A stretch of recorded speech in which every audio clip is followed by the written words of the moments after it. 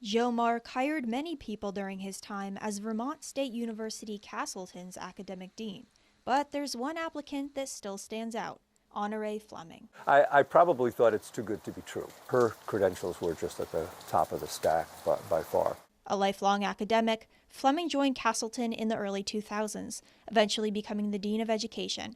In the decade or so she spent there, coworkers say she was a beloved fixture of the campus. She was my closest confidant and colleague. She could be a great, even fierce champion of students and their needs, kind of person who was so ethical that she didn't hesitate to speak truth to power. The 77-year-old was shot dead Thursday while walking on the D&H rail trail. State police say her cause of death was a gunshot wound to the head.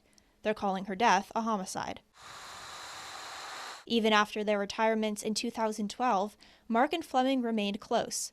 A few days before Fleming's death, they shared podcast recommendations over email. And just hours before Fleming's body was found, Mark walked the same section of the trail that Fleming would die on. I had heard various rumors that were circulating about who the victim was and who the perpetrator was, but it never dawned on me that it might be somebody that I knew, much less Honoree.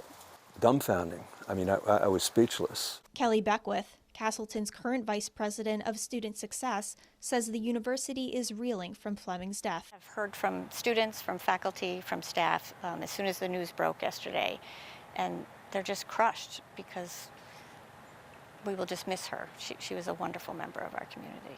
Her passion for education aside, Beckwith says family was the most important thing to Fleming. She leaves behind a beloved husband and son. This is all we have about Fleming at this time, but we will share more of her story as more information comes in. Reporting in Castleton, Sophia Thomas, Channel 3 News.